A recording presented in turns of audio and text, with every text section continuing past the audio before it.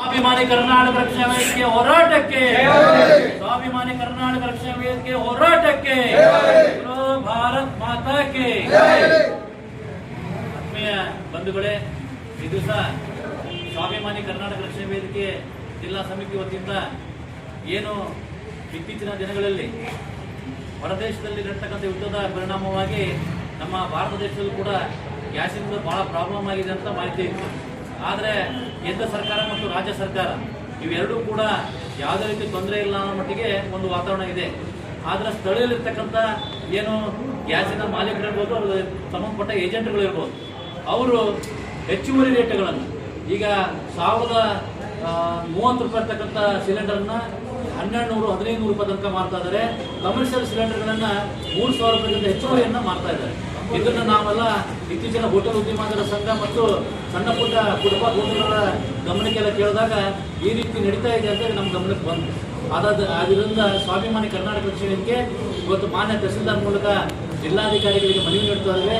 ಈ ಮನವಿಯನ್ನ ನಮ್ಮ ರಾಜ್ಯ ಪ್ರಧಾನ ಕಾರ್ಯದರ್ಶಿ ಆದಂಥ ಶಿವಕುಮಾರ್ ಜಾಧವ್ ಅವರು ಓದಿ ಕೊಡಬೇಕಂತ ಕೇಳ್ಕೊಳ್ತಾ ಇದ್ದೇವೆ.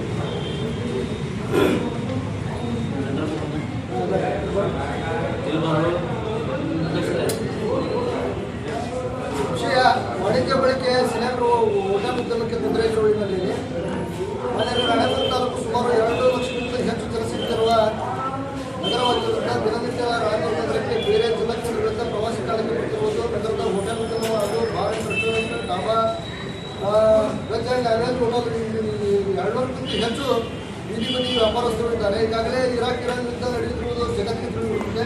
ನಮ್ಮ ಜಿಲ್ಲಾ ಹಾಗೂ ತಾಲೂಕು ಕೇಂದ್ರಗಳು ಅತಿ ಹೆಚ್ಚು ಅನೇಕ ಮಾರ್ಗಗಳು ಗಮನಕ್ಕೆ ಬಂದಿರುತ್ತದೆ.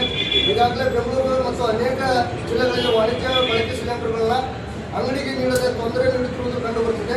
ಅಂತಹ ಸಿಲಿಂಡರ್ ಸಬ್ ಏಜೆನ್ಸಿ ಹಾಗೂ ಮಾಲೀಕರು ಸರಿಯಾದ ಮಾಹಿತಿ ನೀಡಿ ಯಾವುದೇ ರೀತಿಯ ಸಾರ್ವಜನಿಕ ಉದ್ಯಮದಾರರಿಗೆ ತೊಂದರೆಯಾಗದಂತೆ ಸಿಲಿಂಡರ್ ನೀಡುವಂತೆ ತಾವು ಸೂಚನೆ ನೀಡಬೇಕೆಂದು ತಮ್ಮಲ್ಲಿ ವಿನಂತಿ. ಈಗಾಗಲೇ ನಗರದಲ್ಲಿ 2 ದಿನಗಳ ನಂತರ ವಾಣಿಜ್ಯ ಬಳಕೆ ಸಿಲಿಂಡರ್ ಸಿಗದೆ ತೊಂದರೆಯಾಗುವ ಪರಿಸ್ಥಿತಿ ಇದೆ.